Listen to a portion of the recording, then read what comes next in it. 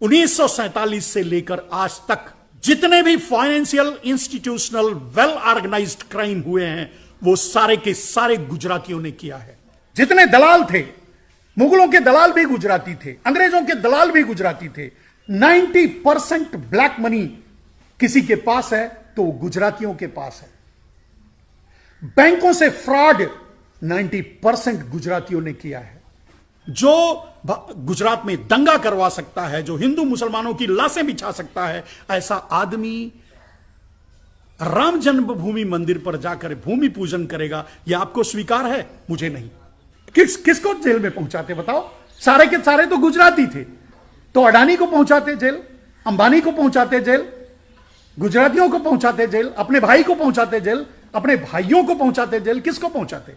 यह मेरा चैलेंज है। अगर मर्द की औलाद है, एक खून है शरीर में, एक खून बह रहा है, तो आज भी उस काले धन की लिस्ट लेकर के पब्लिक के सामने आए। 400 लाख करोड़ का घोटाला किया नरेंद्र दामोदर दास मोदी ने, और ये अपने दलालों, रामदेव जैसे, रविशंकर जैसे अपने दलालों से ये बात कहलवाया करते थे कि 400 लाख करोड़ विदेशों में है, 400 लाख करोड़ विदेशों में है। कहां गया? एक बीबी तो रख सकते हैं, 10 रखेल भी रख सकते हैं। ये बताइएगा। यानी ये हमेशा दलाली का काम किया करते थे, व्यापारी थे। जैसा कि नरेंद्र मोदी ने कहा कि उनके खून में व्यापार है, व्यापारी थे, व्यापार करने बाहर जाया करते थे और लोगों को बुला करके ला करके भारत को गुलाम बनवाया करते थे और बनवाए। अब आगे चलते हैं दोस्तों। जब वहां से आगे बढ़ेंगे तो आपको 1947 के बाद भी आज तक मैंने नहीं देखा, अगर आपने देखा हो तो बताइएगा, आज तक कभी भी किसी भी बॉर्डर से मैंने किसी गुजराती की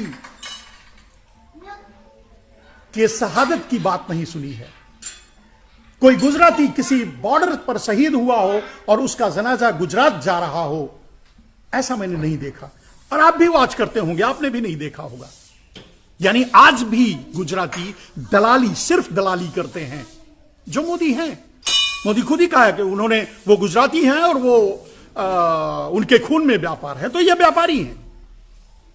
ये सिर्फ दलाली कर सकते हैं। व्यापारी दलाली कर सकता है, क्रांति नहीं कर सकता, परिवर्तन नहीं कर सकता, देश नहीं चला सकता। जो आज आप झेल रहे हैं, जिस समस्या से आप जूझ रहे हैं, तो आज तक भी कभी भी किसी भी बॉर्डर से आपने किसी शहीद का जनाजा जाते गुजरात नहीं देखा होगा। यह मेरा मानना है। और आप देख भी रहे हैं, आए दिन हमारे सैनिक शहीद हो रहे हैं, कश्मीर से लेकर कन्याकुमारी से, राम से लेकर रहीम तक। लेकिन उसमें आपको कोई मोदी, कोई शाह, कोई पारेख, कोई मेहता, कोई चौकसी नहीं मिलेगा, आज भी और इतिहास में भी। अब रह गई अंतिम बात।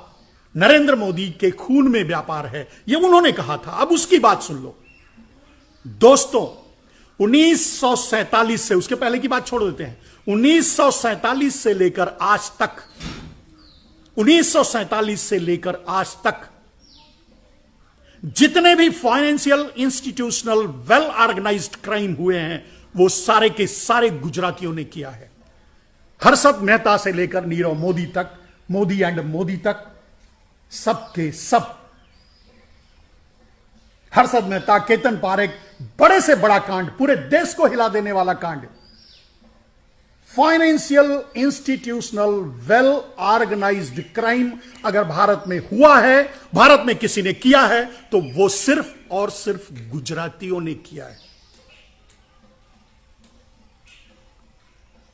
यह है मोदी का डीएनए, यह है मोदी के खून के अंदर का व्यापार।